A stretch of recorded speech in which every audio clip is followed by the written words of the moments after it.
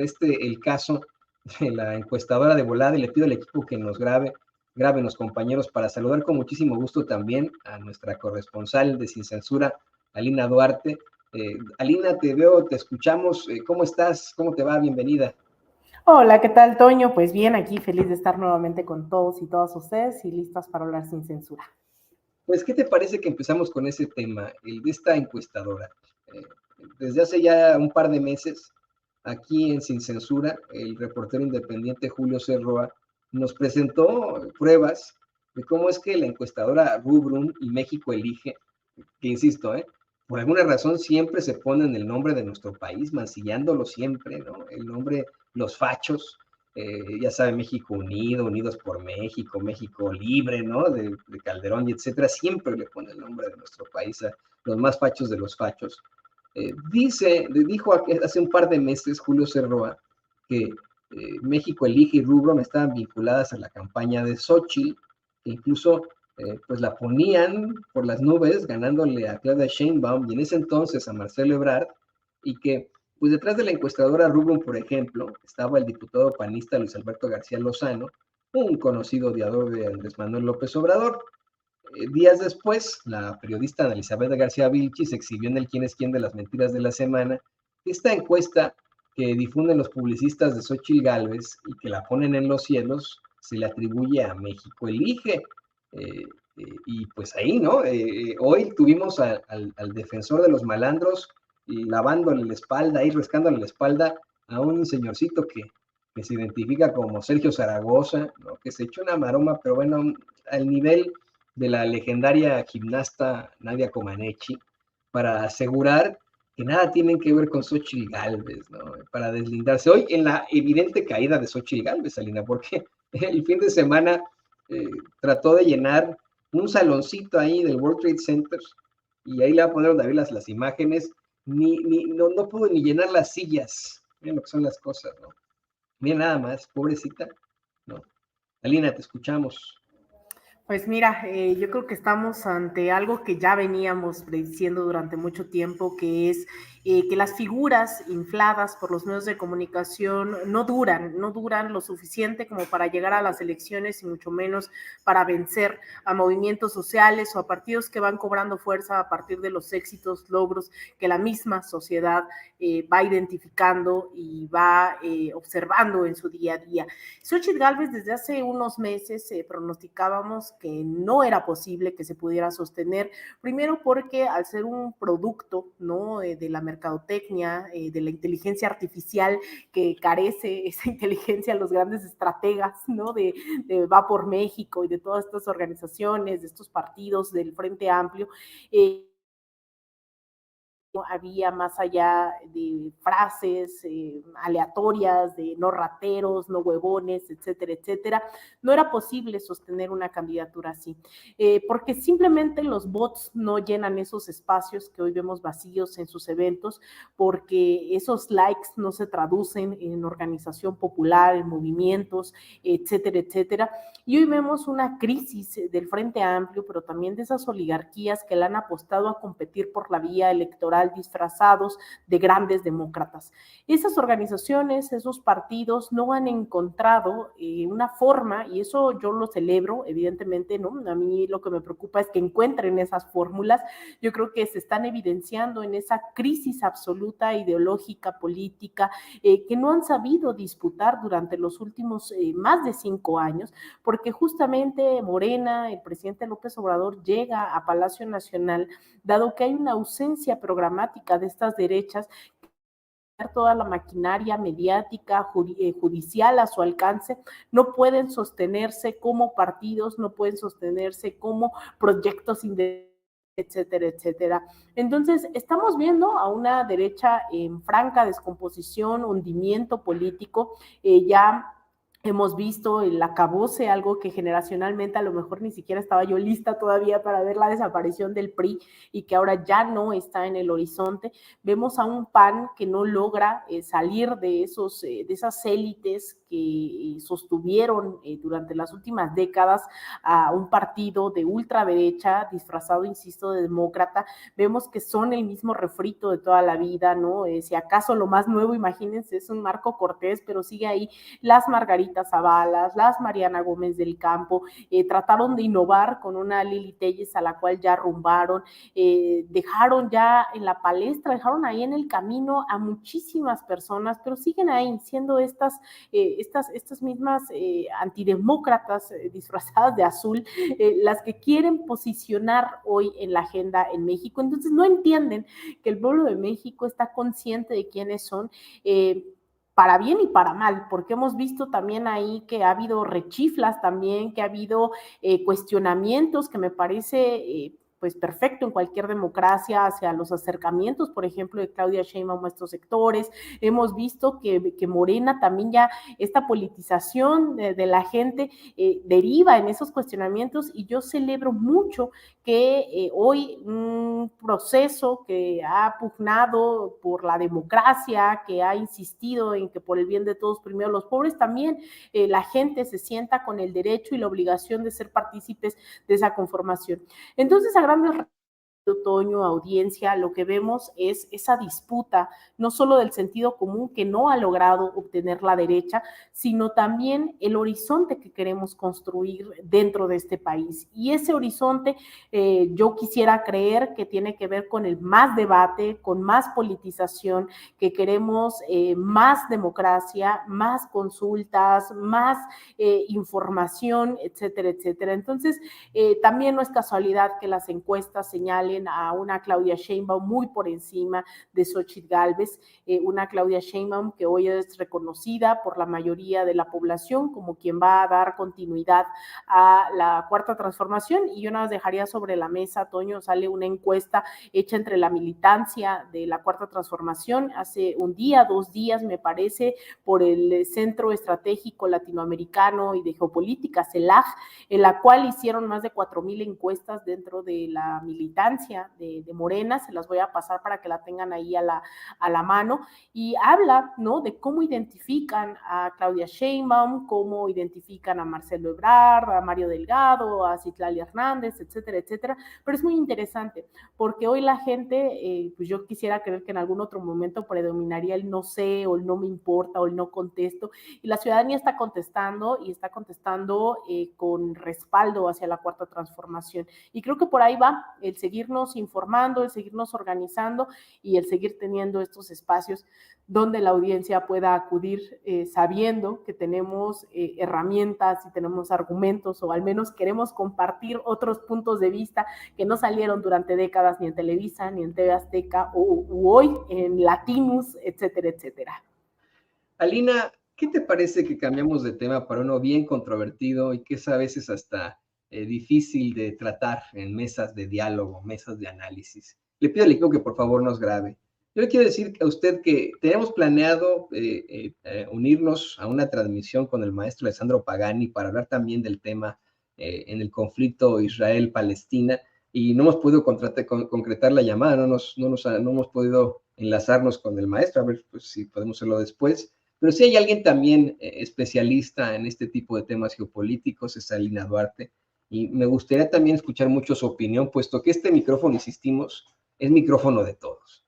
Así como hace rato abrimos el micrófono a una voz que estaba evidentemente a favor del Estado de Israel y lo cuestionamos por la cantidad exorbitante de violaciones a los derechos fundamentales de ese Estado, también tenemos que escuchar las voces del otro lado de la palestra. Y pues hoy, efectivamente, dándole un contexto de esta situación, el presidente López Obrador habla de no tomar partido, evidentemente en el caso de México, sino de buscar la paz, que es en todo caso la idea que tenemos aquí en Sin Censura. Aquí en Sin Censura tampoco tomamos partido. Lo que nosotros vemos es por la paz, por la vida de las personas. Y el presidente habla de una solución pacífica de esta circunstancia. Asimismo, habla pues de estos 2 aviones que se enviaron ya a Israel, van a estar aterrizando en Tel Aviv para sacar a cientos de paisanos que ahí se encuentran, paisanos que pues puede ser que viven ahí ya, específicamente hay 5,000, según plantea el mismo presidente de Relaciones Exteriores, 5,000 mexicanos en ese país, en Israel, Palestina, porque hay que decirlo con todas sus letras, hay una ocupación clara ahí, ¿no? Efectivamente, que es innegable. También tendría que ser innegable el concepto que planteó la agencia Al Jazeera, que se cumple sobre un apartheid por parte del Estado de Israel, la violación flagrante de derechos fundamentales de la población palestina. En ese muy complicado país, en ese muy complicado estado, viven muchos mexicanos, viven miles de mexicanos y ahora pues ya hay 2 aviones que estarán regresándolos a la tierra que los vio nacer en caso de que así lo decidan estos mexicanos. Eso es lo que trasciende en las últimas horas, pero pues quería escucharte a ti, Alina, tu opinión sobre lo que está pasando. Hace rato el compañero analista político y miembro de la comunidad judía en San Antonio, Texas, Anthony Garfunkel, nos decía que son los medios de comunicación los que están dándole la razón a Palestina. Creo que es todo lo contrario, honestamente. La mayoría de los medios corporativos tienen una tendencia muy, muy marcada hacia la realidad del Estado de Israel en un conflicto que, insisto, no beneficia a nadie. Aquí en Sin Censura, voy a repetirlo hasta el cansancio, estamos a favor de las vidas humanas. ¿Qué opinas, querida Lina? Mira, es un tema sin duda, Toño, que a mí me hace mucho ruido, ¿no? Todo lo que está pasando hoy. En breve, si tengo la oportunidad, hablaremos con el diputado, que además no se sabe, hay un partido comunista en Israel. Espero poder hablar y compartir con ustedes parte de esta entrevista con Ofer Kasif. Esperemos les podamos tener estos detalles con alguien que evidentemente, siendo de Israel, ha militado también por la lucha palestina. ¿Qué está pasando ahí? Esto no es, sin duda no es nuevo, esto lleva varias décadas ante el silencio, silencio y la complicidad de mucha de la comunidad internacional, que alza la voz solo cuando hay asesinados de parte de Israel. Yo creo que esto tendría que haber parado hace mucho, y hace unas semanas escuchábamos al presidente Gustavo Petro en las Naciones Unidas diciendo que urgían conferencias de paz en torno a lo que pasaba en Ucrania y Rusia, pero también en Palestina e Israel. Eso fue completamente ignorado por los medios de comunicación que hoy están focalizados en donde aparece la bandera de Ucrania amarilla y azul, pero no en este que pues mal llamado conflicto, porque no es entre pares, sino esta ocupación que al menos desde 1947 ha venido una afrenta en contra del pueblo palestino. Fue en 1948 cuando ocurrió la llamada Nakba, que en castellano quiere decir catástrofe. Ese día, en mayo de 1948, lo que ocurrió fue que los israelíes decidieron que tenían que tener su propio Estado y comenzaron a ocupar las tierras palestinas, ¿no? Eso es muy fuerte porque eso no se habla el día de hoy. Es decir, Palestina existía antes de 1948, en que se erigió el Estado de Israel, porque dijeron, bueno, el pueblo judío tiene que tener un Estado.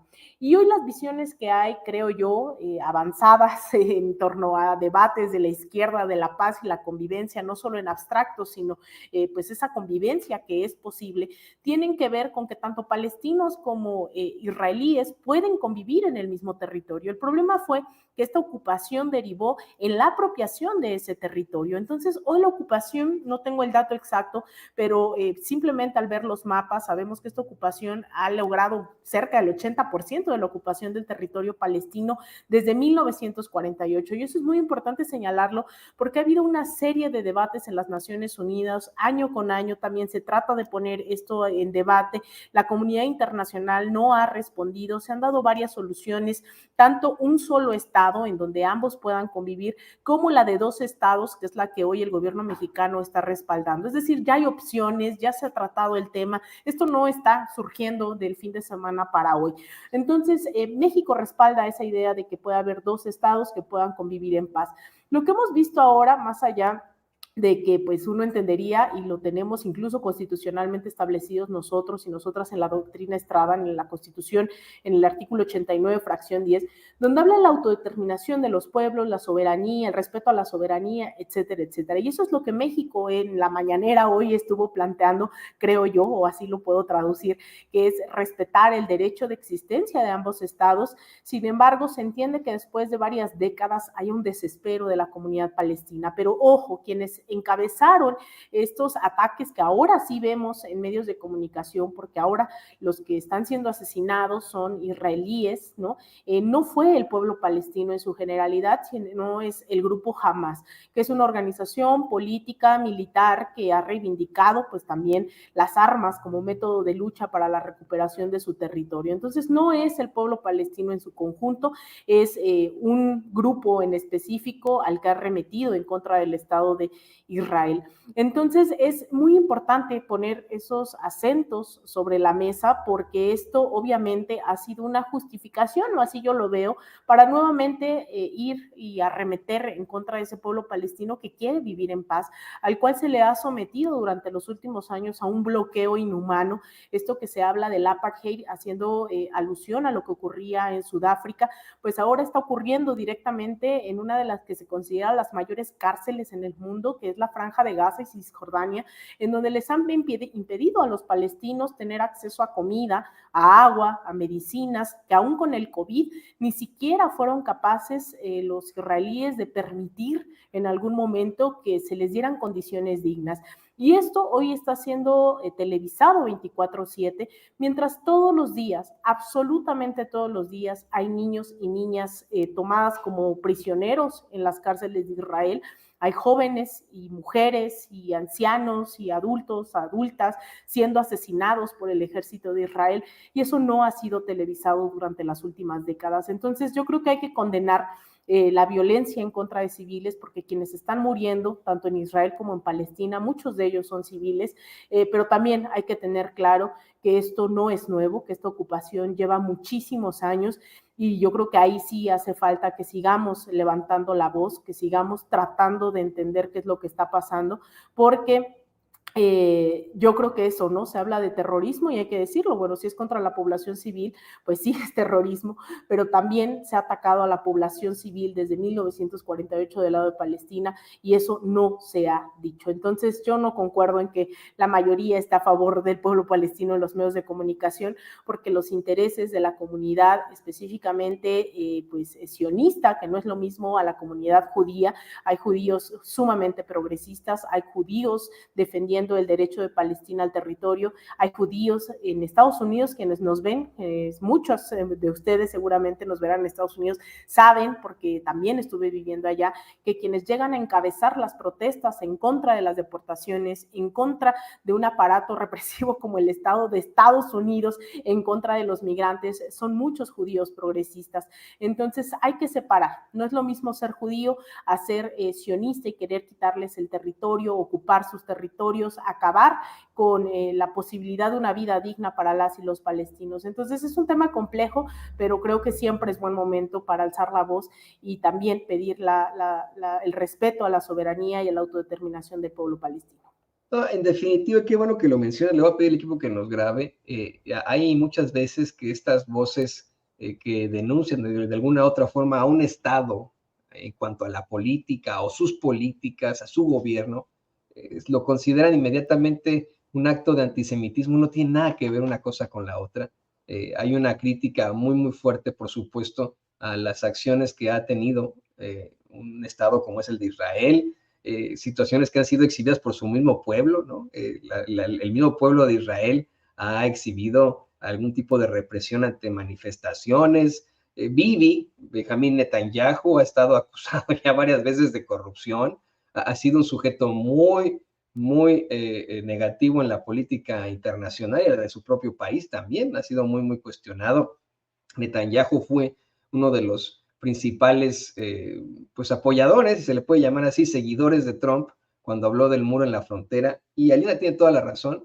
Hay muchísimos judíos progresistas que no solamente están a favor de la causa de los mexicanos, de la causa de los inmigrantes, de la causa de los indocumentados, sino también a favor de los derechos fundamentales del Estado, de la gente, del pueblo palestino, de los palestinos, y así lo especifican. Yo conozco como Malina, yo creo que decenas de judíos que están a favor de la causa palestina. Se vale porque hay que diferenciar absolutamente entre la cuestión política y la cuestión religiosa. Esto, en definitiva, no se puede hablar, en mi opinión, de una religión o de un antisemitismo en un conflicto político, que es absolutamente político, en el que podrían haber distintos tipos de ideales y de ideologías. Y es por eso que tenemos que revisarlo de tal forma. Veo muchos mensajes, querida Lina, en nuestros chats. Es un tema muy controvertido. Mientras teníamos aquí a Tony Garfunkel haciendo sus planteamientos, mucha gente tuvo comentarios muy duros en contra de él. También hay comentarios contra ti en esos planteamientos, que es contra mí, obviamente. Siempre contra mí, pues ya es de cajón. Ofrezco disculpas a la teniente Tetecita, mi mamacita, porque es ella como me la rayan, ¿no? Pero lo que queremos aquí plantear es que el micrófono es de todos. ¿Qué le responderías tú, Alina, a la gente que hoy te critica por lo que estás planteando y que te dice que además, pues sí hay imágenes de Hamás sacando de sus casas a mujeres en medio de una situación muy, muy violenta, a civiles, pongámoslo en lo general a civiles, ¿no? Hay imágenes en las redes sociales que obviamente están sobreexplotando, en mi opinión, en los medios de comunicación corporativos. ¿Qué le dirías a los que te critican con esto, Alina? Bien, yo nuevamente condenar, ¿no? Yo creo que la violencia no es la respuesta, sin embargo, esto hay que volver a insistir, esto no comenzó ayer y no es lo mismo el pueblo palestino que el grupo de Hamás que está tomando estas decisiones y estas acciones. Sin embargo, esto ha ocurrido del otro lado durante décadas, ¿no? Y esas imágenes no salen porque entonces, si esas imágenes del trato del ejército israelí, cómo tratan a los niños, cómo destruyen las casas para ocupar esos territorios, se hacen virales, pues entonces eso no les daría el financiamiento que tienen de Estados Unidos, ¿no? Porque justamente la idea de que financia Estados Unidos tanto a Israel militarmente o que lo respalde tanto políticamente tiene que ver con sus intereses ahí. Entonces, yo creo que nadie en su sano juicio está pidiendo que esto continúe, al contrario, yo por eso planteaba que hay dos opciones sobre la mesa en las cuales creo ambas tienen que ver con el respeto a la soberanía y la autodeterminación de los pueblos. Creo que cada quien está en su derecho de ser judío, musulmán, eso es totalmente incuestionable, en ningún momento creo que ese es el asunto. El tema es que ser uno o ser otro no está por encima del resto de la población. Entonces yo creo que si somos seres humanos que queremos pugnar por la vida, por la justicia social, que estamos aquí, muchos, supongo que quienes están leyendo esto tienen que ver con que apoyan la justicia social, el movimiento de la cuarta transformación. Eso es lo que hay que pedir en el resto del mundo. Hay que tener esa conciencia internacionalista para pedir una paz.